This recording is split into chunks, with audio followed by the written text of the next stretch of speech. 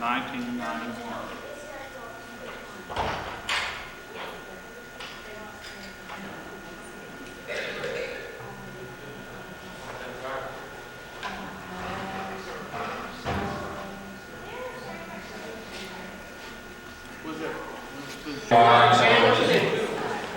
I'd like to ask you to take your seats now, if you would.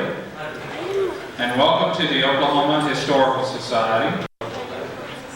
I'm Roger Harris. I'm the oral historian for the Historical Society. It was my job to do a good deal of the research having to do with this project on television in central Oklahoma. And just a moment to explain how we limit those boundaries. The market of central Oklahoma is what we're thinking of. We have yet to do research on other markets in the state, excluding Enid, which ties into our market. But we will be shortly, and finishing the project both in Enid and Tulsa by the end of the year, we expect. Now, I need to make some introductions, if I may. Our organization, the Historical Society, is guided by a board of directors. And the president of that board of directors is here today. I'd like to ask all the board of directors to stand. First, President Marty Hagerstrand.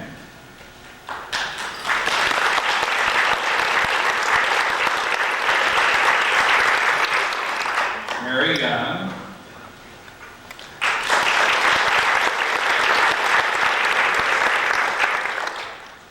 Bernice Crockett.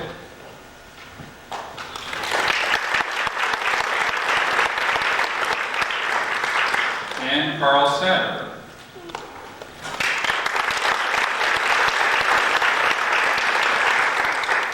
Now, we are directed internally by our executive director, and that's Blake Wade. Would you stand, please?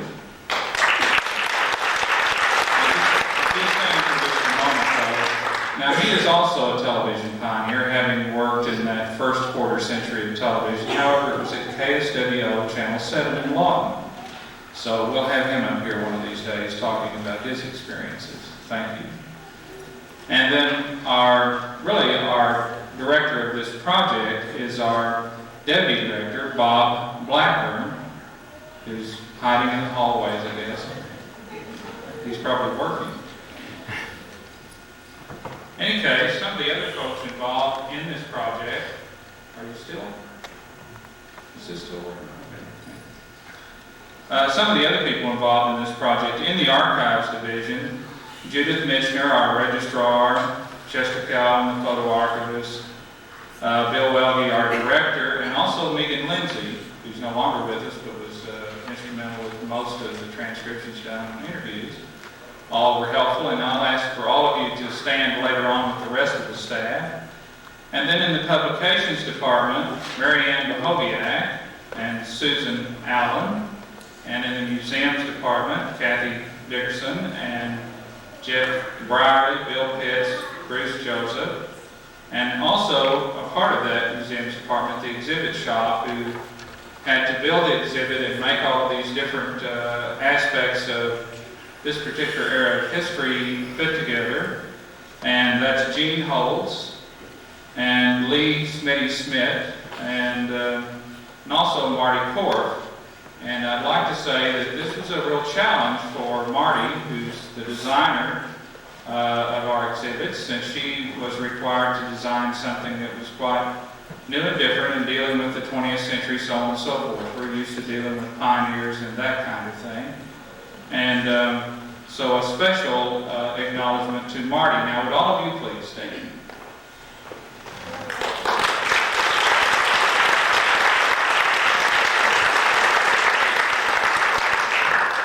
Well, I found the donuts upstairs, I guess. One other announcement I'd like to make. First of all, where is everything in the building? And I'll make this again a couple of times. There is at the opposite end of the hall here a few exhibits in glass cases there having to do with the television project, and then the primary exhibit is on the third floor. Take the stairs or the elevator at the south end of the hallway. You'll see the camera out in the hallway at the north end of that third floor, so you'll know which way to go and so forth. On the second floor, we have a videotape being shown, the same one that's actually being shown in the exhibit room itself, but since it's sort of crowded in there with 15 or 20 people, we thought we'd have another place where it could be watched a little more leisurely. And then also on the first floor, we have Woody the birthday horse from the old Foreman Scotty shows, as some of you will recall. And this is actually a reproduction of the real Woody. And the real Woody are Woody the Third. This is Woody the Fourth, I guess, the newest. But anyway, the last Woody that was built by WKY Television is up in the exhibit itself and protected. And we ask you not to ride it, but you may ride Woody the Fourth, preferably your children or grandchildren, or OHS staff people. Also, on that first floor is our bookstore, which is open today, and there's an autograph signing party. Dr. Bob Blackburn, Dr. William Savage, Glenn Shirley, and George Humphreys are all signing recently released books, and we hope you'll take some time and look over those while you're up that way. Now, a bit about our project so you'll have an idea what we were trying to accomplish here. And the brochure that was handed out, I think is self-explanatory. A little mystery here on the front of the brochure, and you'll find the answer to where this piece of graphic work came from when you get into the exhibit itself on the third floor. The interior of the exhibit, I think, is self-explanatory, but you might keep in mind that most of our exhibits are visited by school children, and so we are interested in making sure that it communicates with them as well as with adults, and that's sort of a difficult thing to stretch between. And so the chronology that we have in here will offer at least teachers some tools to work with in talking about the history of television in the central part of Oklahoma. Lastly, however, I want to bring your attention to the acknowledgments on the back of the bulletin here. And these are people who either were interviewed or contributed things in many different ways. And I want to point out 3 or 4 in particular. Now, everybody was very cooperative and very friendly and helpful, offered photographs, so on and so forth. But there were several who really went beyond the call of a reasonable response. And notably, Gene Allen, who was originally with WKY Television, acted as an advisor to us, helped us identify photographs, so on and so forth, made other kinds of suggestions that were very helpful. And then a pioneer with KOCO, Ida Blackburn, was also helpful in the same ways, did some footwork for us, found photographs, videotape, made contacts for us, and so on. One of the latter-day pioneers at KWTV, Bill Helms, who was primarily a technician there, helped us a great deal in understanding the technical aspects of television in those latter years, but also, and more importantly, for the whole project, Bill contributed the time of his video production company to editing some tapes and stills and so on and so forth into the video that will be used throughout the exhibit as it stands now.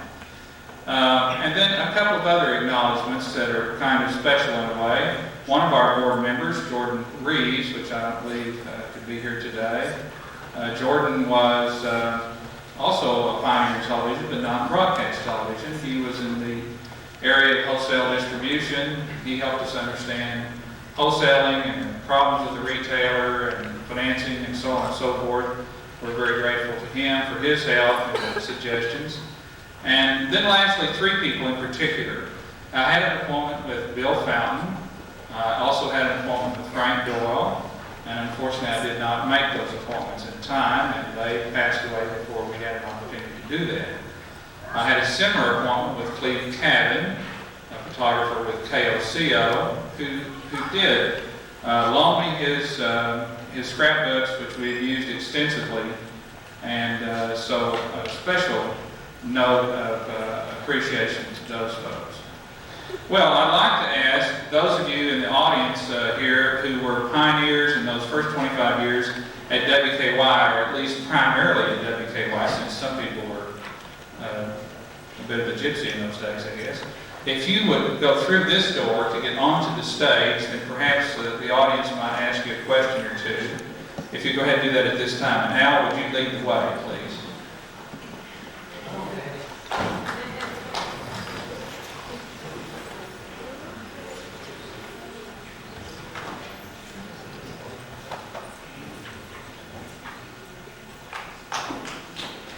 Now, our purpose here today is both to recognize these folks, as well as to give an opportunity for the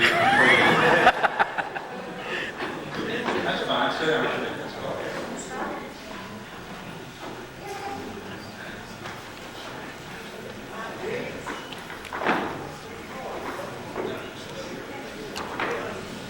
I noticed that Danny took the seat next to the TV tray with the TV dinner on it. Maybe you want to see what it's like on the other side. But anyway, starting on your left side, Danny Williams, who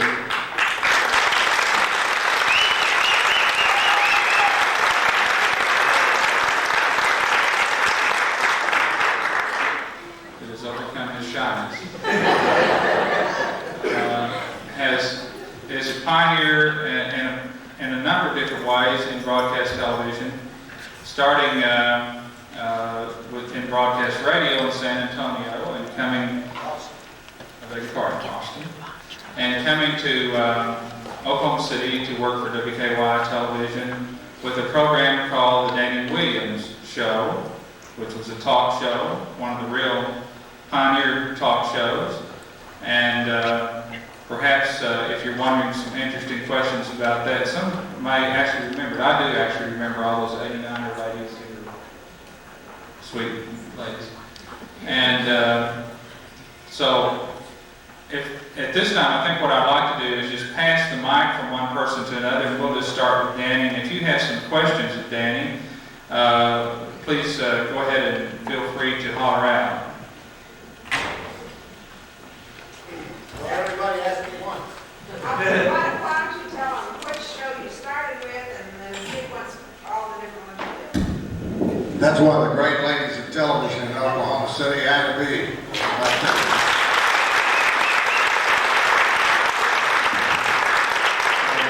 People I ever met.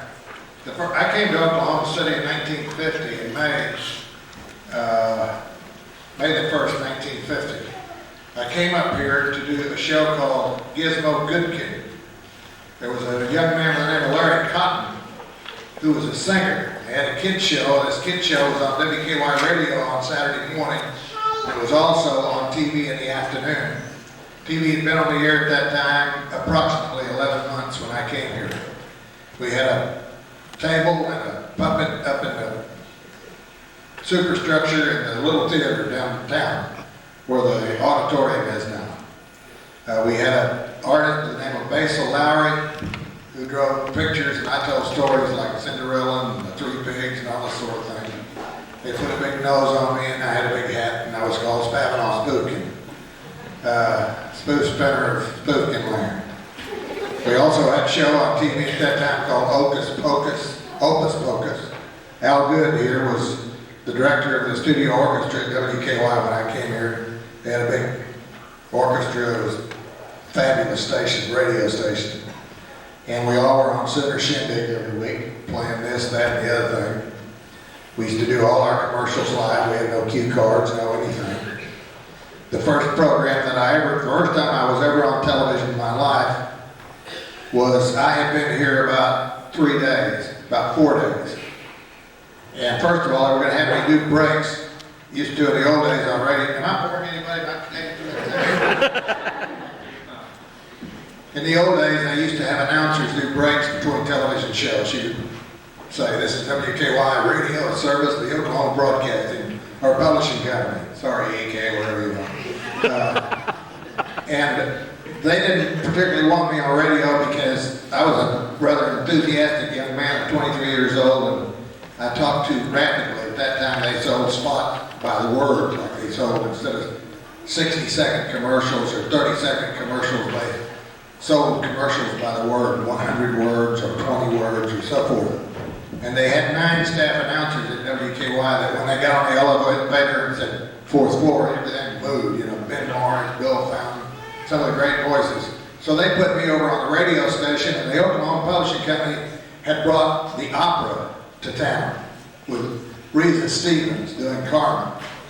And they were going to televise this, and Hoyt Andres, who was the man who really was the father of programming in this town, as far as he's the guy that started it all off. We were going to go over and do a thing called Backstage at the Opera in the afternoon. We go over there, he tells me how many people the auditorium seats. I can still remember it, 6,500. How many stage hands it took, how much equipment were there, how many people were going to be in the cast. He told me everything about 30 minutes before we went on the air. And I have a gift, and always have had a gift of being able to memorize very rapidly. I could always read a piece of copy and almost give it back. So I go on the air, and I'm doing the show, and when we get off the air, I'm so proud of myself because I remember every statistic. I mean, I thought, man, I'm going to tear this down up. And Mr. Andre says to me, he says, well, he's kind of looking at me funny. And I said, didn't I do good? Oh, he said, you did real well. He said, I can't believe you can remember all that. He said, you look good, you did good, real well. He said, why did you, every time you introduce somebody, then you'd ask them their name? And that's what I did during the program. This is Al Good, the director of the orchestra. Hello, sir, what is your name? That's how nervous I was. But anyway, it was a wonderful, we did all of those shows, and then the show that you referred to, the old ladies, we did the program with pioneers that had made the run into Oklahoma. We started in the fall. We were the first daytime show. For a while on television, we'd go on at 2 o'clock in the afternoon. We'd sign off at 3 o'clock and come back on at 5:30. And Marty Ferguson and I would read, I can't remember what it was, some news show. It was ridiculous. And then we'd sign off at 10 o'clock at night. But they put the Danny Williams show on that fall, and we became very, very large. Probably the funniest thing that ever happened on that show was I used to break it up in the middle of the Art Linkletter house party with kids. And as you remember, Korea started right about that time. And I had these little kids on one afternoon. And I said to this little kid, I said, what does your daddy do? Which was a stock question I asked every kid that. He said, my daddy's in Korea. And I said, well, that's wonderful. I guess you get to sleep with your mom. Because when I was a little kid, you know, you'd sleeping with your mama. This was a little kid, but kindergarten. He said, yeah, he said, I get to sleep with her every night except Tuesday, and Uncle Phil comes over and sleeps with her.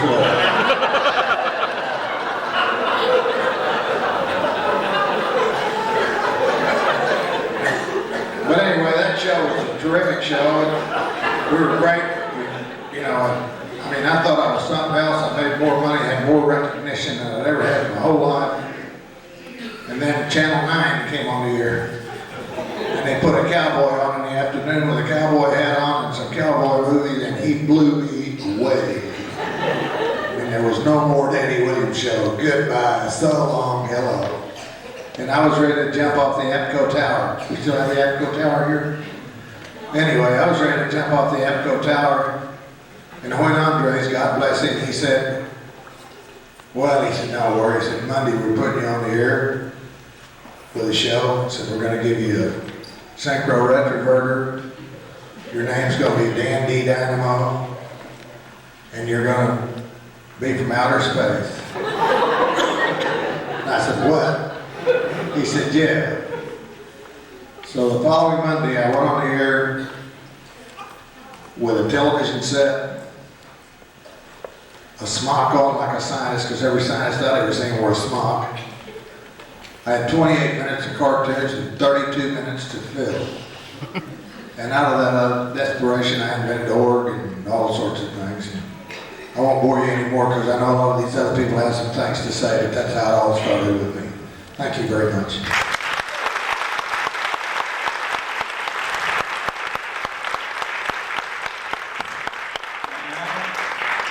Thank you, Danny. Now, Al, you were there first night of broadcasting at WVY. Now, were you the house orchestra? He's been here forever. Yeah, I was on the first show, I had the orchestra on the show, and in fact, there's about 8 shows a day. And, well, I can't even remember, but still talking about remembering. You see, we had the script in front of us, and we read the script because they're on camera, we're off camera. But I sit there and read the script, and this character would read that script over once in rehearsal, and he's sitting over there, word by word, never missed a word. He has a memory like that. So that's kind of, I admire you, Danny. I don't know how you remember like that. But you can't remember my name. But anyhow, that's a story of the music business on television at the start. Now, you started though in radio, did you not? That's all I started in radio when I was about 14. And what year was that? So I can't tell you what year it is. Well, we know you've been continuously performing since at least 49 and maybe 48. I came to Oklahoma in 45 as in radio. We had about, I'd say 12 shows a day, starting up with the Superior Feed Show, Anthony Avenue, and on for the rest of the day. Even Gold Seal Beer, remember that?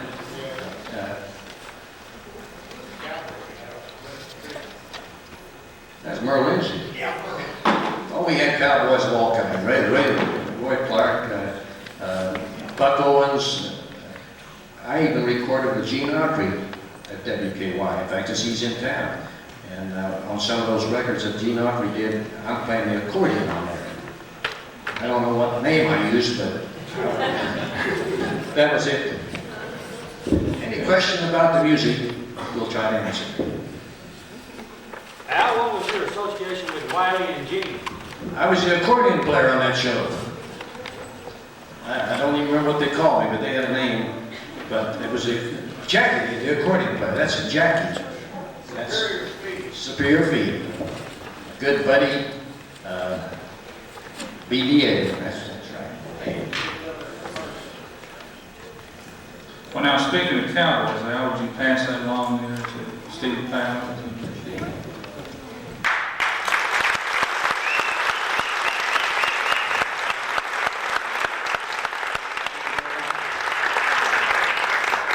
And I want to thank Dan. You know, he's never suffered from a shortage of words. And I think we all know all about early day broadcast. One of the best guys in the world to work with, Dan Williams. And I'd like to hear a big round of applause.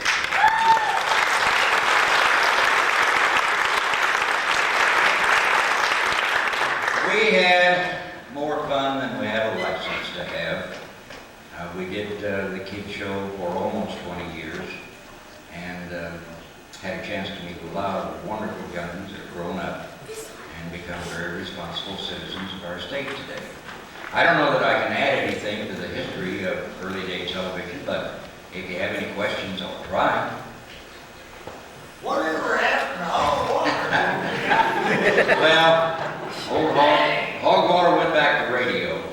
And where is Chuck these days? Do you have any I don't idea? have any idea where we got it. I'll tell you one thing, we don't get them hogs, man.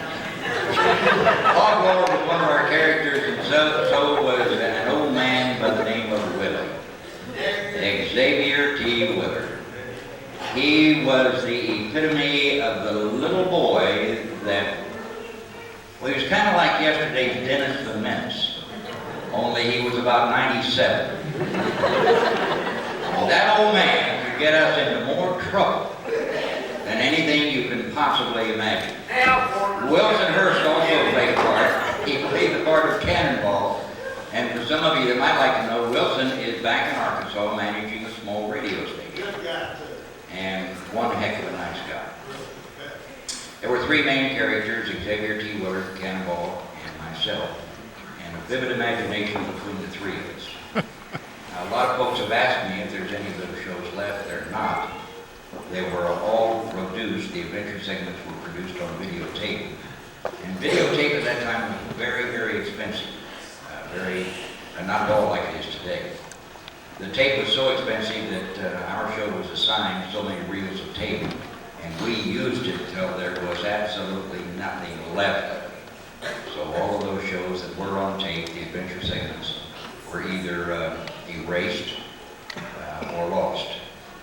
So sometimes I'm kind of thankful that there's nothing left. You know? The guy on my left here is Jim Williams, and I think you probably have some questions from him about weather.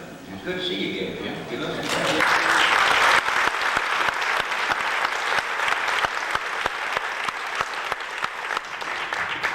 Well, after listening to these three guys on the right, I feel like a newcomer in this business. I am, thank you. I am an Oklahoman, incidentally. I was born in Oklahoma, raised in Oklahoma. And I came back to Oklahoma from out of state to take a job in 1958 as a weatherman. Before that, I worked with a couple of airlines and taught for the Air Force, different places around the country. But when I came back, you'll probably remember these guys' names, Wally Canaan. He had gone to, I believe it was Cleveland. And Harry Boatman had gone over to Channel 9. He incidentally is still on the air in Chicago the last time I heard. And Harry Boatman, I haven't seen him in a couple of years, but he's been, I think, on all the stations in Chicago. He kind of switches around. Wally Canaan retired a year or two ago from, I believe, Tampa, Florida. And Bob Thomas, well, I have a strange tale about Bob Thomas, and I'll talk about myself a little bit. 2 years ago, just before Father's Day, after my 30th anniversary, they did a big deal on me on the air. Ran some old tapes and kind of a tribute to me, really. Bob Thomas was in the old Jack's commercials. You probably remember those. He got quite a kick out of them. And some of the other things that they showed 2-3 years ago on the air. Well, 2 years ago, his grandson called me at the station and said, well, his father, he was going to school here, his father is retired now. I'll tell you how that happened in a minute. But he would like a copy of the videotape, if I could make one for him, to give to his father, grandfather, for a Father's Day present. So we worked that out. Anyway, I said, what in the world ever became of him? So the last I heard, he left Green Bay, Wisconsin, and took a trip on a sailing boat around the world with his wife. Well, he said, yeah, he was gone several years. Go from port to port, make a living. Several years, that was his love. He said, but he's finally retired. I said, well, where is he? He said, well, he's retired to Phoenix. I said, here's a sailor that goes to the desert to retire. He said, well, I don't understand. But that's where Bob Thomas is. Well, in my case, when I first came, I had absolutely no television experience, radio experience, or any other kind other than I did a little teaching. That's the only before the public performance that I've ever had. And I might say, if there had been videotape back in those days, I would never have gotten a job. Really, I'm sure. I was terrible. Look at some of the old kinescopes. Y'all know what a kinescope is. It's for videotape. If you wanted a copy of what you did on the air, or what you did, you set a camera in front of the television set and you made motion pictures. That's what this guy did. So the old kidneys that I looked at before videotape, I was really pretty bad. As a matter of fact, I still have them. 1 or 2 of them I had locked up. But when I came back, went to work, was employed, I practiced for 3 weeks solid doing the early morning show. Practice, had it all down. Boy, that morning I went on the air that Monday morning. Guess what? We had severe storms. We did not practice for that at all. All out the window. Well, I was a nervous wreck, and right after we had this line of thunderstorms move through the city at the time I was on the air, I went back in my office, the phone rang, lady says, I'm down in Norman. My garage just blew away. You think it's going to storm? That was my first experience with severe weather in this market, so I was indoctrinated thoroughly on the air my first day. But after that, it did get a little bit better. Tell you a little bit about what has transpired over the years since I've been there. I inherited the Sunday night weather show. There was just two of us back in those days, Bob Thomas and myself. And I inherited the Sunday night show. There was only one show on Sunday night, but it was 15 minutes long. There were two 1-minute spots sponsored by Liberty. So I had 13 minutes of airtime to talk about the weather. A boy in August, there was nothing going on anywhere in the world, and I had to spend 13 minutes telling people about it. We did this for several years. One of the nice things about it back in those days, all the commercials were live, so we had a little bit of fun down in the studio. As a matter of fact, we used to do the Liberty spots. Sure did. Steve was down there with us. And we had a lot of fun. You know, back in the live days, when there was no, I say live days, actually the weather's always live. We were never on videotape except once, and I'll tell you about that. But everything was live back in those days, the commercials. And if you blew the commercial, that was it. So you were kind of hanging out, but you didn't get any second takes. But anyway, I did that for several years, and they finally changed the format a few years later and integrated the news, the weather, and the sports. Originally, there was no integration in the three. We had a news segment, and we had a weather segment, and we had a sports segment. And they didn't even have a sports segment on some of the shows. I don't think the noon had any noon sports, and I don't think Sunday night had any sports. It was 15 minutes of weather, which was first, and then 15 minutes of news. But after that, things did progress. We finally went to color. We used to do some special color things on special occasions. And when that happened, the florist would bring us up roses to wear. You remember that, don't you, Dan? Yeah. Nice red roses to wear so we did the color. And the lights, back in those days, the old color cameras were terrible. They were awful. And you'd look at them and the lights were so bright. And the makeup, you looked pasty. It took a long time to put makeup on. Certainly not like today. But eventually they finally went to color full time, and that's old hat for most people. Nowadays, black and white, they don't even cater to people black and white when they produce a weather show. The color segments, I always say, well, now there's no grayscale. I said, we don't care. Nobody watches it in black and white anyway, which I don't agree with, but nevertheless, that's kind of the way they do it. But with the color, graphics have probably been the biggest impact on the presentation of whether anything has happened to the computer. And I'm very grateful to say, I'm proud, that WKY had the first computer graphic on the air of anybody through network back in the mid-70s. We had an Apple computer, we got the first graphic one. Wally Canaan had the second one down in Tampa. So I'm in good company there. But after that, of course, I suppose the biggest thing in this market, and I think other markets have found out too, competition. Without competition, there would not be the type of weather casting that we have. And maybe some of you don't like what we have here, but believe me, compared to other markets, this is super market weather. And it's passed on to other markets as well. Everybody has their own equipment with radar. Gosh, when I started, we had a radar that was an inverted Air Force type. And if you could see a storm on it, you went on the warning because it was severe. Didn't see it. You know, it wasn't there. And we didn't see a lot of them. But whenever we saw a storm on the radar, it was very simple. We went on the warning for that storm. All we had to do is figure out where it was going. Nowadays, everything's more sophisticated. We have colorized graphics, which you're all familiar with. All the stations have it. All the stations have qualified people now. Now that I'm retired, I can tell how wonderful all the other people are. But it has gone from nothing. By that, I mean, we didn't even have hardly any information coming in on a regular basis. We had to get on telephone and get the information. Weather reports from different places. Nowadays, all you have to do is hit a button in this program, and the computer goes out and gets the information you want. Anywhere in the world, anytime. So it has certainly progressed a long ways. I was there from 1958 until I retired last January 1, which was 32 years.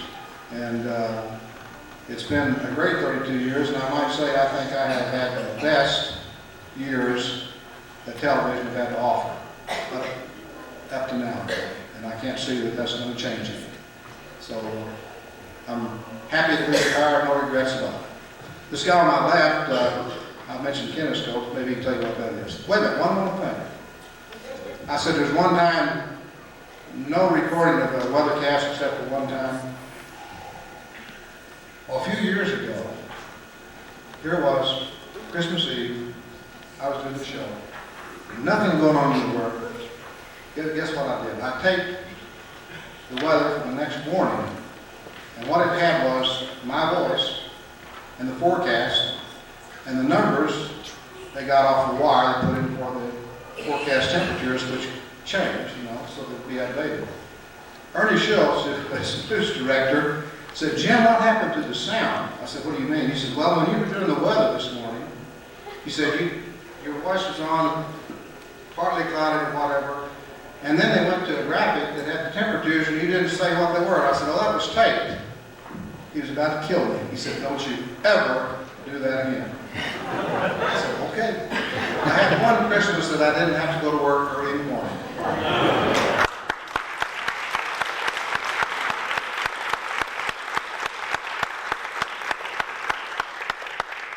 glad that Al's here, at least somebody's been in the business as long as I have. I signed it on in '49. The brochure says that we made money in December of '51, but we had a big party to celebrate it and put us back in the red. Television's changed a lot since '49. We're owned by a newspaper, so we use still pictures, because the newspaper used still pictures. And finally, we got around to movies, and we went to color at the same time we went to live color. That was a pretty simple thing. But I worked with all of these guys, making films, programs, commercials, news. I did the first news story. I don't know how many here are old enough to remember when the leopard got loose in the zoo in '50, and that was the first live coverage of any news in Oklahoma. Finally, Goldman died with overdose. But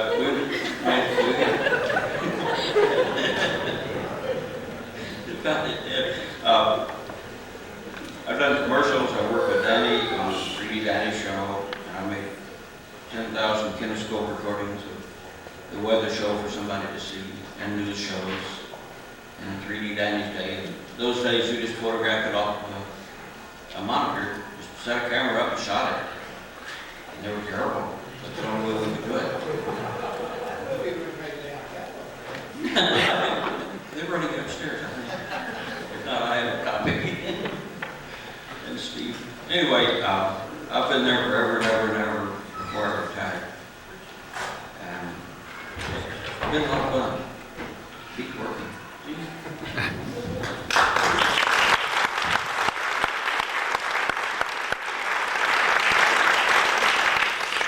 In case you wonder why I'm standing behind these people, that's where I've always been. It's where I belong. And they had their faces out on camera. I went to work as a writer, and still do a little bit of that. And just a couple of things I want to tell you. I started out like everybody else at radio. I was working at a radio station in Miami, Oklahoma. And I had a roommate named Steve Powell, who was about 12 years old at the time. And I had two other roommates who were also announcers. There were four of us living in this efficiency apartment. There was only one bed. Fortunately, two of us were working different shifts than the other two. The bed never got cold. We both came to work here at WKY. I started in radio as a writer, but I lusted to be in television. That's all I wanted. I just lived for it day and night. And I finally talked my way into a job on the stage crew. And my first job was on Danny's interviewing the little old ladies. And in those days, they didn't clip a mic on the talent. They had a big, long boom. You stood up on a big platform, and you reeled this boom out forever, almost to that camera over there. And you had to judge where the mic was going to be over the guy's head, because if you went too far or too low, you couldn't hear it. Well, what I didn't tell him was I essentially only had one good eye. And so I had no depth perception whatsoever. And I had I had no clue where the mic was most of the time. I'm looking out there and feeling back. The director said, "Where's the mic? Where's the mic?" There's one other story I want to tell you about Danny, and it's a story of pure admiration as only a writer can have for someone who's on the air. They were dedicating the Cowboy Hall of Fame, and we did a live program of the dedication that day. And then there was scheduled an hour special documentary program that evening, and I was the writer on that program. And it included some segments of videotape and film from the morning of dedication, but a lot of it was sort of semi-dramatic live stuff. And the person I thought up, the character I thought up was a kind of a prospector. It fitted Danny real well. He did that sort of thing beautifully. But the script couldn't be written until the day's events were over. So as soon as the dedication was over, about 4 o'clock, I started writing like crazy, and I handed Danny a 20-page script about 6:30 in the afternoon. And he didn't blink an eye. He took it, looked at it, walked out the door, went on the air live, and did a full hour show. As far as I know, never looked at the script again. And as far as I know, he never missed a word. But that's the sort of people that a writer really, really loves.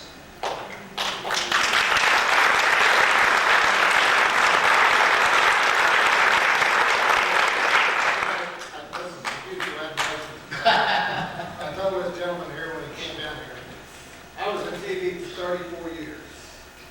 I was in show business for 36. And most of the words that came out of my mouth, I thought of, or we had lived, or something like that. Most of the work that I said in my career, I had lived, or like on the Foreman Scotty show, we all had lived together. But the best program that I ever did in my entire career was the program this gentleman wrote. I don't know whether there's a copy of that show, but he talks about the 20-page script, and it was long, and I remember it, and, you know, it was easy for me to do because they were great words, and they were the best words I ever got to say on television. And I told you that, and Gene Allen, you have my utmost respect. You may respect me, partner, but if I'd had you writing all my words, I would have done a lot better, believe me.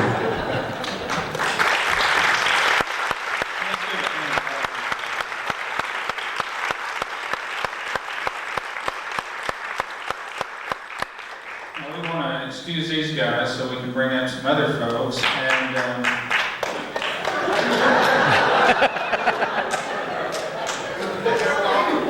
I prefer you walked off. We're not insured that well. And if you would, fellas, there may be some people who want to take your photograph and so on. The exhibit is upstairs on the 3rd floor. Woody is on the 1st floor, actually. And so those who are interested in that kind of thing, you may want to stop them on the way out. We're going to ask Al to get back on the organ and play for another 3 or 4 minutes while we ask some folks from KOCO and KWTV to come on stage and take their places. I'd just like to say one thing, and I know I speak for everybody here. We want to thank you very, very much for this honor, for this display. We hope somebody gets something out of it. We want to thank mostly the people of Oklahoma, because if it weren't for the people of Oklahoma, none of us would have gotten to do what we got to do. And believe me, it was the best time of my life. Thank you very much.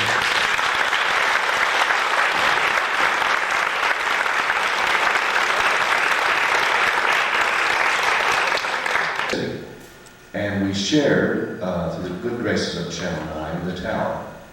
And I'll never forget that first year at OETA and some of the programs that we were trying to be innovative with. And we would record our local shows in Norman and drive the tapes to Oklahoma City, plus the logs. And the logs tell the owner-operator what to put on the air. And a lot of times, as they were driving from Norman to Oklahoma City, it would be hot. And if the air conditioner went out, they'd roll the windows down, and our logs were all over I-35 by the time we got here to the city. And of course, thinking the first time we did go on the air to ask for some money to bring you programming, outstanding programming. And to my left, Galen Stacy, of course, the first gentleman. You know him as Foreman Scotty. We referred to him on the air as Steve Powell. And Steve was the very first person to join me on the air in asking for pledges in 1975. And of course, you've seen Tom Gilmore, Pam Henry, Gene Allen, Bill Howard now with our station, and this has been a wonderful opportunity for me to be a part of the television community and to see the great, great talent, and I'm really in awe. I was in awe at the time that I went with KETA and the great talent that preceded me, particularly the previous director, John W. Dunn, who held the OETA together on a shoestring. And bless his heart, Mr. Dunn passed away a few weeks ago. And he was a miraculous pioneer along with all the others that we've talked about today. And on behalf of OETA and our statewide network, and now our literacy channel, Channel 43, thanks so much for this opportunity to be with you. Thank you. Thank you.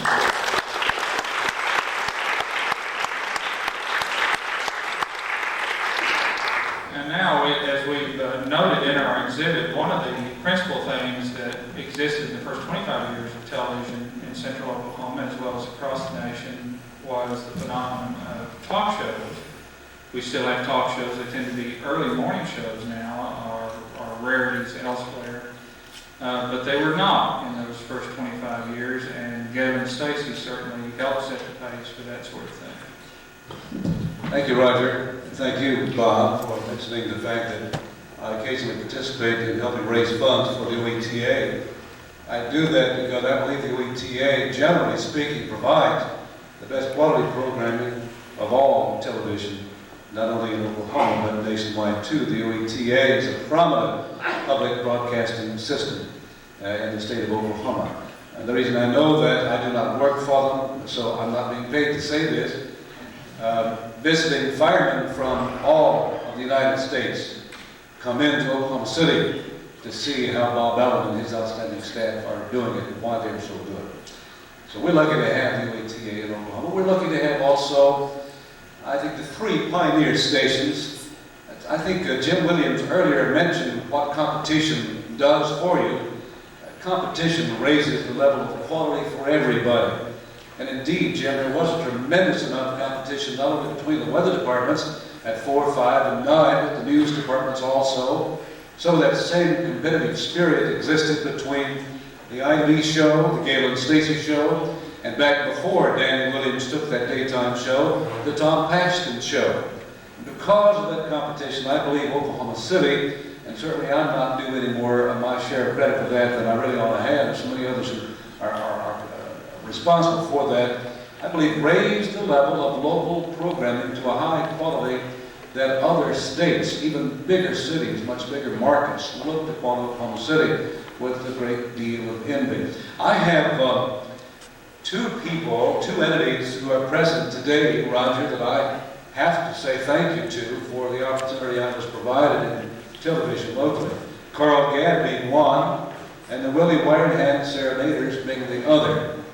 Carl Gadd and our great, great friend, the voice, my mentor, Gene Dillahay, who passed away approximately a year and a half ago, wasn't it, Carl? Who will always miss in this business, hired me as a staff announcer in February of 1959. I think it was a difficult decision that they had to make because I had to audition for 3 days for him. Others, they only auditioned for an hour or an hour and a half. I had to come back 3 days in terrible winter weather, Jim. February '59, you were on the air too. It was bad, bad weather. I remember walking from the parking lot at Channel 9 to the front, down a long sidewalk, and that KWTV world's tallest video at that time, 1,520 feet in the air. Suddenly in front of me came a block of ice that weighed probably 50 pounds. And that was because the weather was thawing and the ice that had formed on that antenna tower began to break and fall, and some of it crunched right in front of me. Lord knows what would happen had it hit me on the head. But my wife and my mother-in-law accused me of being hit by that ice anyway. That's what's wrong with me. I'm not sure. But I went to work for KWTV thanks to Carl Gadd and Gene Dillahay, who hired me as a staff announcer. There were 7 or 8 of us at that time. And then the Willie Wired Serenaders, who were sponsored by the Rural Electric Cooperatives, the REC decided they would place their money elsewhere. And And the Willie Wagner and Serenaders decided they would do other things too, and that left a half-hour morning program available. And Carl, you may remember at the time, you didn't really know exactly what to do with it. I'm not sure you were there at the time. You might have gone on to New York. And somebody asked the announcing staff, who would like to take that half hour and do something with it? And I jumped at the opportunity. Well, at that time, all I had available was some old, really old, fishing films, travel films, informational films in the library. And I would go on the air and talk about what day it was, what the weather was like, and roll the film. And then pretty soon people started sending me announcements of what they were doing in their communities throughout the state. And so we would just call the program, you name it. To make a long story short, it kind of caught on. The station program director moved it then to 9:30 in the morning. We stayed on the air at 9:30 for a very short period of time, then it was moved to 1 o'clock. 1 o'clock meant that I followed the Tom Paxton Show, which went on the air at 12:25 on Channel 4. Now that made it really tough for competition, Jim, because a lot of times when people came through town, being live television, it was difficult for us to get a photographer to go out and film someone who could not come to the studio. So it became a real challenge then for me to beat Tom Paxton and his production staff to a visiting fireman like a Jim Williams in town to get him on the air first. Because if I could get him to Channel 9, I'd schedule him on as late or as early in the show as I possibly could, which would mean that a Jim Williams had to be at KWTV at about 12:15 to 12:30. That meant he couldn't be on Tom Paxton's show because I had him locked up. I had a lot of fun beating Tom Paxton out of some good feature material for that. The opportunity given to me, though, at KWTV gave me a chance to travel worldwide to gather material and throughout the United States of America. Those of you who remember the show remember that an important part of the show was music. I love music, still do, still sing in the barbershop quartet, and have for 25 years. But Wally Brown, fine keyboard artist, a real magician at the piano and organ, played on that show. And you might wonder, how did he come to be on that show? We didn't have a musician. Like in the early days, we couldn't afford an Alan Good. We couldn't afford anything. They didn't even pay me very much money. But Wally Brown, a man that I didn't know at all, called me one day and said, you need music on the show. And I said, tell me. I know we have no money. He said, I can do it. And I said, we have no money. He said, I can do it. I said, we have no money. There's no budget for it. He said, I'll do it free of charge until you decide that I'm worthless. Wally Brown came to KWTV, Bob, and I guess for 6 months. Played on the air, no money at all, until I think we broke down and paid him per show all of $15 a show, I think. 10, wasn't it? And I was just giving 15. Then Dr. J. Clyde Wheeler, candid counselor, his gracious Vernon Sicily, a psychologist. Those were some of the regular features on the air. I'll tell you about one embarrassing incident that I witnessed. One embarrassing incident, which didn't really turn out to be as embarrassing as it could be. Everything was live in those days. Some of the early morning shows were still live. Occasionally, the last one becomes substitute for an hill or a vacationing coach on one of these early morning shows. The old boys from O'Keene, Oklahoma, the JCs, always sponsored the O'Keene Rattlesnake Roundup. And every year they would call and say, hey, we'd like to ask you to help us promote our Rattlesnake Roundup. Could we get on your show? And of course, I would bring them in. Those old boys in the JCs, they like to have a lot of fun. They bring a sack of rattlesnakes. I mean live rattlesnakes to the studio. And after the studio, after we were off the air, one of them would say to me, did you get all the rattlesnakes? And he said, I think so. He said, how many did you count? He said, 9. He said, we brought 10. They'd say, Lord, where's the other ones? And it would clear the studio. We had a long table on the air, 2 or 3 guys standing beside me, rattlesnakes all over the table. They've got long hooks and handling these big rattlesnakes. One rattlesnake is particularly a large, mature rattlesnake, big as around a 4-hour, and he was giving the guy a hard time. What are the old, you know what these little finger buzzers are? You wind it up there on your finger and you can go zzz in somebody's arm and scare them. What are these JCs from Old Keene? I'll never forget it. Had one on his hand. We're live. The rattlesnakes are in front. They're all writhing, and I'm standing as far back as I can, holding the microphone like that. In the middle of one of the most active periods of the rattlesnake, this old boy in my rear end hits me with that buzzer. Now, friends, I used the S word, and I said, "Oh!" And the S word came out, and this scared the life out of me. I thought I'd been attacked by a rattlesnake. And I heard the old boys through the glass in the control room going, "Whoa, whoa, whoa." Embarrassed the life out of me. After the show, I asked them, "Did you hear what I said?" They said, "No, we didn't hear what you said because you said it so loud, you over-modulated, you splattered the sound. We did not hear the word, but we did read your lips." It's been a marvelous experience. Since then, I've been out of the television business for a long time on a full-time basis. I still freelance, still do occasionally. I still get an opportunity to help with the OETA, my favorite TV station.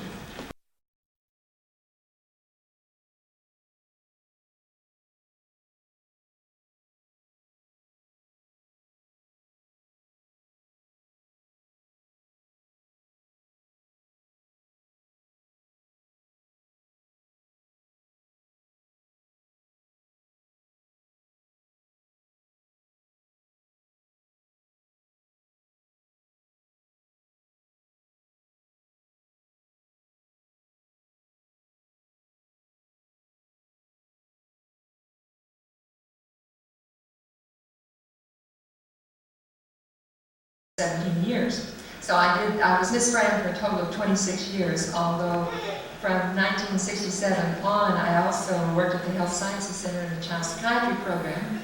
I retired from there in 1984. I work half-time at Red Rock Mental Health Center, and the other half-time I do volunteer work. I'm a child advocacy column for the Oklahoma Gazette, and I do a call-in radio show for KTOK called Speaking for Children. And I really have been probably the most fortunate person of anybody that's had this kind of experience, because I've always had the opportunity to work with children and with the media some and with mental health some, and all my various loves have kind of come together, and that's what I've done. And as I listen to other people, all the animal stories from Miss Fran days come back, and the funniest one that I remember is the day that we had the shrike, which is a little tiny animal, but it supposedly eats its own weight in meat 4 times a day or something like that. And I had on long gloves up to here, and I was handling it, and I lost it. And the cameraman, I remember one was Jerry Nixon, and I can't remember. At any rate, they just locked in their cameras and left. And I was there trying to stay in the shot, and look for the critter that got away. But I won't go into all the memories of live television days, because that would go on forever. But there were wonderful days, and there was something so special about live television that has never been the same since we got those lousy tape machines.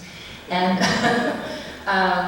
I just want to thank you very much for the exhibit and the day that we're having here today, and for Oklahoma Television. It's been great. I want to, before you lose the mic here. Yes. Howard Roberts didn't show up today, but I believe I saw him. I visited with him about a week ago, encouraging him to come, and he's involved in some pastoral activities at his church and so on and so forth. He could not be here every Sunday. Anyway. I was part of the crew for Danny's show way back when on Channel 4, and then did puppets with me for about 20 of those 26 years. In fact, one of his best-known puppets on your show was Nestor. Nestor the horse. The horse who ran for governor. Ran for mayor. Ran for mayor. Almost got it. And so I asked Hy if Nestor had any political ambitions today, and he went into the Voice and said, Nestor will run, but only as a running mate to Miss France. Yeah, he was the heart of the show for many years. Would you pass it back I to will. Pam? This is Pam Henry, who's now with OETA. It actually began with WKY. Were you out of college when you started? No, I was a junior in college when I had an internship at KTOK Radio. And I worked there for a year and a half and was finishing by correspondence, and in June of '72 was hired at WKY TV. And I'm on stage here with all the people who were good examples as I was getting into the business. I was the first woman in the newsroom at Channel 4.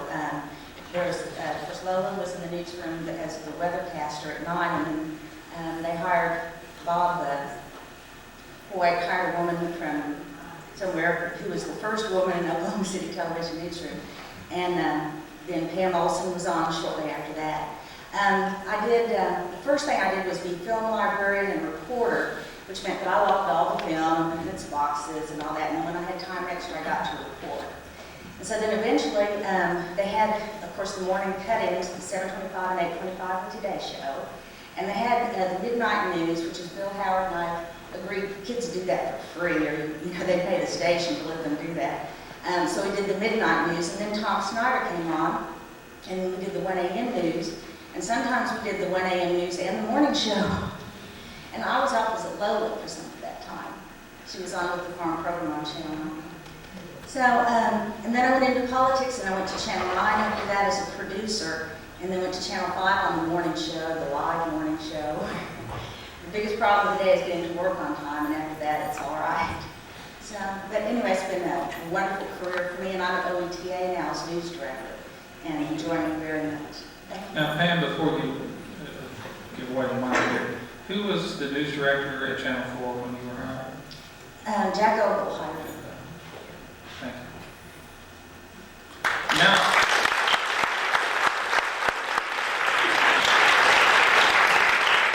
I'm going to introduce Willard Hines of WKY, and then KTVY, and then K4. And so you were there from day one as well when WKY went on the air as a technician. Well, I was very fortunate to get in on the ground floor. I was actually with the station before television, but I was hired primarily for television. So a lot of the mistakes we made is probably influenced by some of, not only mine, but several of the other engineering staff. We had the problem back in those days, you couldn't look at your neighbor, or you couldn't go to Tulsa because they wasn't on the air.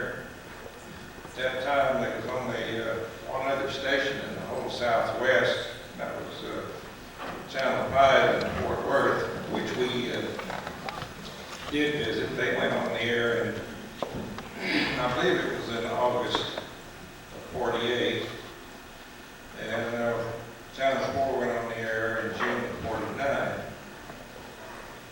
But the problem in those days, the production department, manager, assistant manager, and so forth, they would get a vision and they'd say, "This is what we want. You figure out a way to do it." So it usually ended up on our back to figure out how to do something. And we did an awful lot of remotes back in the early days of television. In fact, we did a few remotes even before the official sign-on from the Stockyards Coliseum.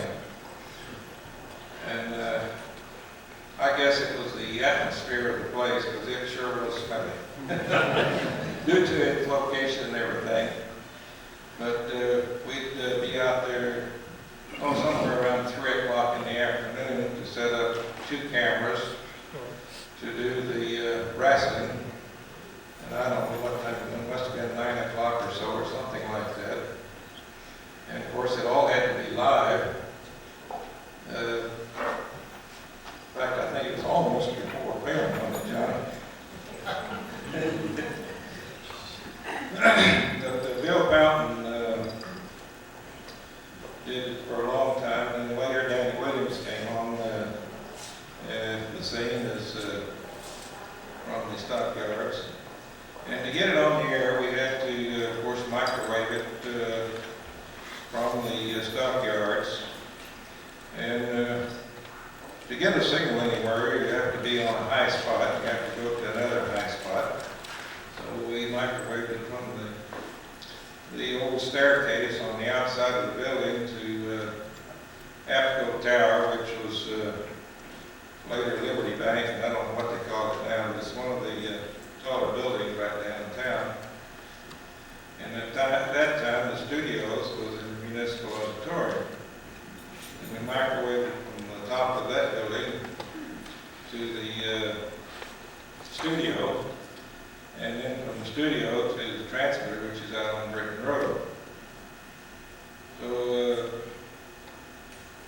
it seemed it was an ever-giving thing to keep the microwave working, because we only had 3 links. Keep them all working, and at that time you had to have everything working to its peak, or you didn't get something on the air. There's all kinds of funnies. Of course, engineering was behind the scenes. Our problem was to keep the equipment working to its best of our ability. Sometimes that wasn't too good. The equipment sometimes wasn't the best. One of the, I remember when we was doing commercials from the auditorium one time, nobody ever noticed we was doing a bread commercial, the one that had a lot of white on the wrapper and had little bright red balls on the wrapper. Well, the spectral response of the camera tube back in those days wasn't as refined as it is today. And all of a sudden, we take a shot of close-up of the bread, and it would just appear white loaf sitting there. It seems that the tube in that camera didn't see red as the other camera did, as a shade of gray. So red on that camera, it turned out white. So things like that gave us problems, and really we didn't know what to do about it. Really, there wasn't anything we could do about it. It's just the way that the tubes came out from the factory, and then along in there, so the way you got to check these tubes and find tubes that match.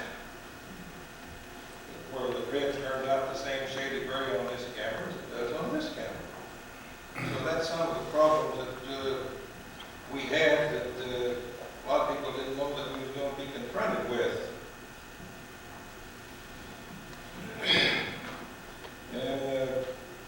Jim Williams mentioned a while ago about going into the computer business and weather graphics. I happened to be on one of the big ground floors of that. We did have a few problems, and a lot of you probably remember when we first went on the air with the computer graphics that the color wasn't too good, neither was the resolution on the air, because the computer we had was not broadcast standard. You couldn't put it on the air directly. The only way you could get it on the air was to shoot a monitor with the camera, and anytime you do that, you lose resolution and color. So a lot of the finer points was lost. And I remember 2 of us even went to Chicago right after that. They had a big computer convention up there to showing all kinds of computer graphics. There wasn't one in the entire group that was broadcast standard. I know I went to a lot of it, and I said, well, why don't you make that something that we can broadcast standards? There's no market for it. We're not interested. And that was a comment from just about everybody that we interviewed. Lo and behold, about 2 years later, I think everybody had something that was broadcast standard. Where some of it was a little bit slow. You'd tell a computer to do something, and 5 minutes later it would come out with it. But things have changed over the years. Now, what are your your career spanned from what year with WKY Radio when you began to, I'm sorry. how long was your career? What began year and end year?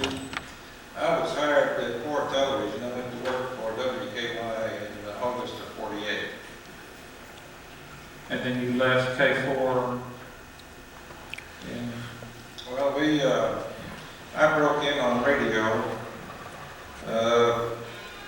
running part of the early morning show with Time and Tune Parade with Bill Fountain as the disc jockey. Of course, in those days, the engineer ran the desks, and the announcer, all he did was stand on the other side of the glass and sort of ad lib. And it was up to the engineer to keep pace with the announcer if he could. I remember a lot of the things that used to bug me. We had a small studio we called Studio B. The clock was all the way across the studio. And we had one announcer from the podium where the announcer stood to give the station break and or a commercial. He could not tell the time, and he used to just bug me to death. He kept that forward pace back and forth. He had to get about 10 feet of the clock, tell what time it was, and he'd run back and make sure it was right. And then, of course, the engineer then had to cue him when it was time for him to do whatever he had to do. But as I say, I broke in on the radio, and sometime in October of '48, they received a power amplifier update for the FM transmitter. At that time, WKY was AM and FM.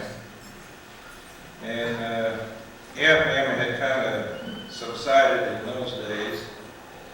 There was only simulcasting then from 3 till 10 o'clock in the evening. Well, same thing on radio as FM. And we had 3 kilowatts on the air at that time.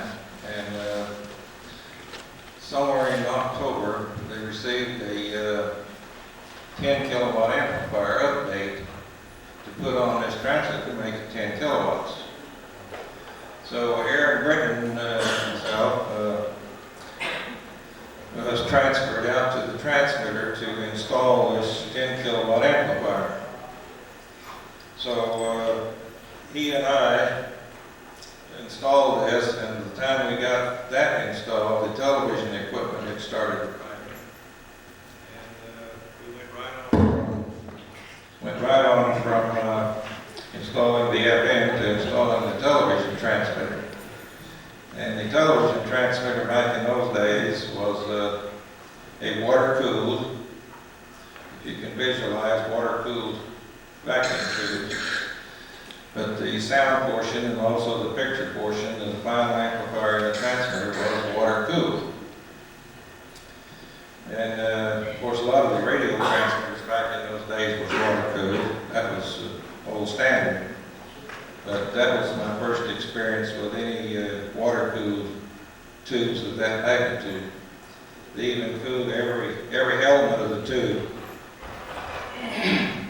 And one of the design problems that dear old RCA had built into the equipment that they didn't know they was building in when they built it, they put a lot of the preamplifier stages in the bottom, and across the whole top of the transmitter then was the final amplifier, which was the water cooled. And anytime you got a leak in it, guess where the water went? Right down through all the other electronics. It really didn't cause too much of a problem other than a big mess. Of course, it was being distilled water. Distilled water, might amaze a lot of you, is not a conductor of electricity. They had flow meters on each part of the tube, so if you didn't have the proper gallons per minute through that part of the tube, it would cut the tube off. You had to have water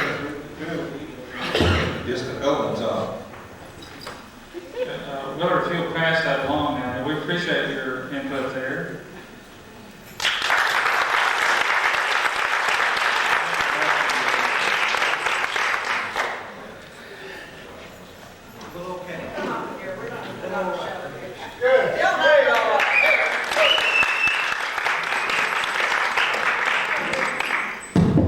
We're not gonna do a show, actually, but Bill Howard, no, no, not yet. One of these days when we get old. Bill Howard is Pokey the Puppet on home.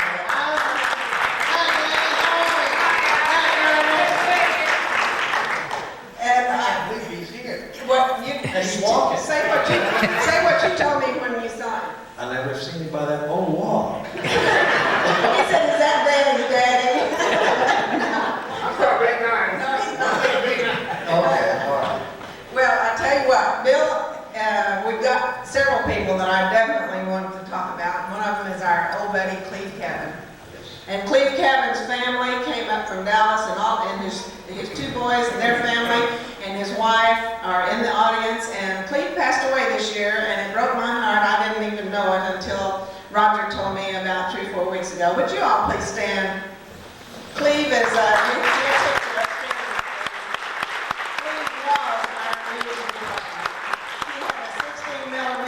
Keystone or a Bolex, and he'd go out and shoot all the stories for years. And I don't mean the first year, I mean for years. And he was a wonderful man, wasn't he, Bill? He was the best. And then we got to talk about Ho. That's right. When did you all start the Ho show?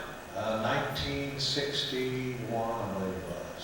And I wish Ho Ho was here. Of course, he is here right now, but you can't see him. But Ho Ho, I was a stage manager there. I started in May of 1960.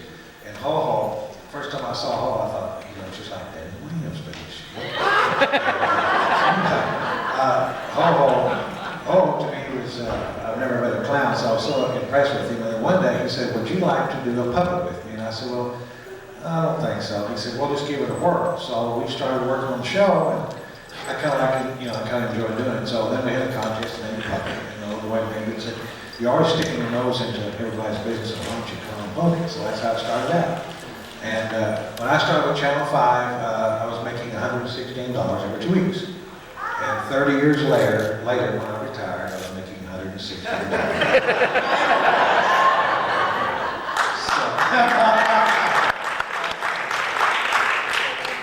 Ho was a very special person. Without Ho, of course, this would have happened for myself. And I really enjoyed working with that guy. And there was another person that I worked about 8,000 shows with her. Her name was Ida B, standing right here. And I just got out of the Army, and I thought, boy, I'm just so tough and rugged. And then I ran into this blonde, and she just got me straight with the world. And she said, you stand behind the camera, I'm a star, and you stand behind the camera. I've got to tell you one real quick little thing, and I don't want to let you go. I used to go up to the lobby and get her guests for the show. She'd say, "Bill, there's so-and-so for a So they had this set up, and the guy's name was Neil Malkin. He's a construction manager. And he wore real thick glasses, and he had his teeth. Remember, this was all an act here. I didn't know that, of course. So I go up to the lobby to get her guest, and there's this little man sitting there, and he's belching, and he's another things. And I said, "Are you Mr. Malkin?" He said, "Yes." I said, "Well, I need to take you to the studio." As we're going down the hall to the studio, the man just keeps belching and belching, and he's this gas, and I thought, well, he cannot be on the show. Well, everyone was in on it except me, so when I got in the studio, I said, "You can't have this man on. He's been drinking, and I don't believe that this will work." And everyone says, "Well, no, he'll be all right." I said, "No, you don't know what he's done in the hall." So anyway, long story short, they were all in the gag, and then they all laughed at me. I was embarrassed. I said, "Okay." I want you to tell him about the first week he was there. When you're in show business, you don't pay any attention to a lot of conventional social mores. Tell him about my clothes. Your clothes?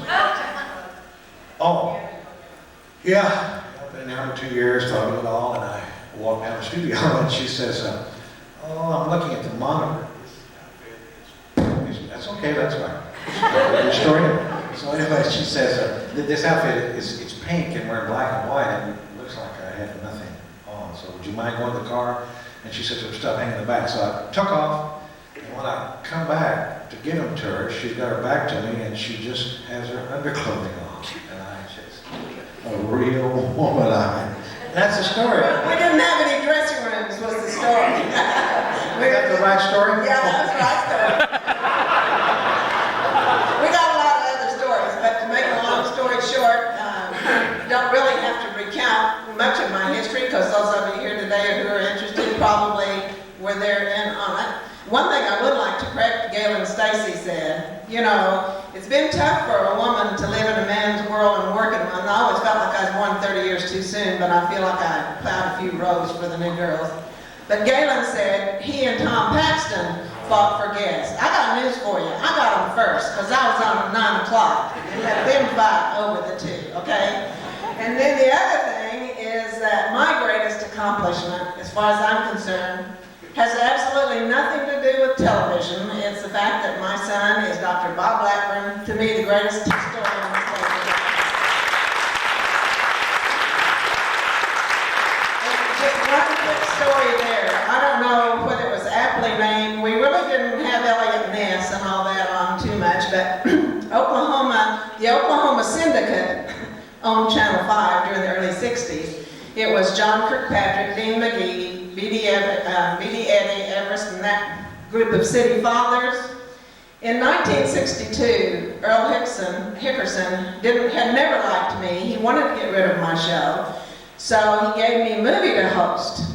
And by this time, I had been the first Hollywood correspondent to television shows in the nation, simply because Gaylord didn't believe in sending his people on entertainment junkets. So they asked me, and my first one was with John Wayne. And John Wayne and the vice president of Paramount asked me if I would come to LA to do a show on KTLA. That was in 1962. I came back, and because Earl had given me that movie, and I made a silk purse out of sounds there, I called it Dateline Hollywood, and set myself up as a Luella Parsons. Anyway, so he wanted me to, he said, you know, we really don't want your show, da-da-da-da-da. So I went to Mr. K, Mr. John Kirkpatrick, and I shall never forget the day. I was in his office, and I said, Mr. Kirkpatrick, I have an opportunity to go to Los Angeles. I've been invited to come out for a job, but I would like to stay here. And he said, why? And I said, because I have a sixth grade boy and a 4th grade daughter, and I want to rear them in my town and where all of my family is, and instead of taking them out, you know, with all the hippies at that time. And he says, don't worry about it. You have a show. You'll have it as long as I have anything to do with it. Well, consequently, Dateline Hollywood was done away with. I got the Ida B show back with a furniture decorator from New York. That part. But anyway, Earl Hickerson left. But after that, only about 4 years ago, when Bob wrote his first book, The Heart of the Promised Land on the History of Oklahoma, I had an occasion to be with Mr. K. And I said, you know, you put a lot of brick and a lot of mortar in this town, and a lot of arts and sciences. But to me, one of the greatest gifts that you have given Oklahoma is when you told me not to go to Hollywood and produced your historian, Dr. Blackburn, and I just had to tell that, and that's it.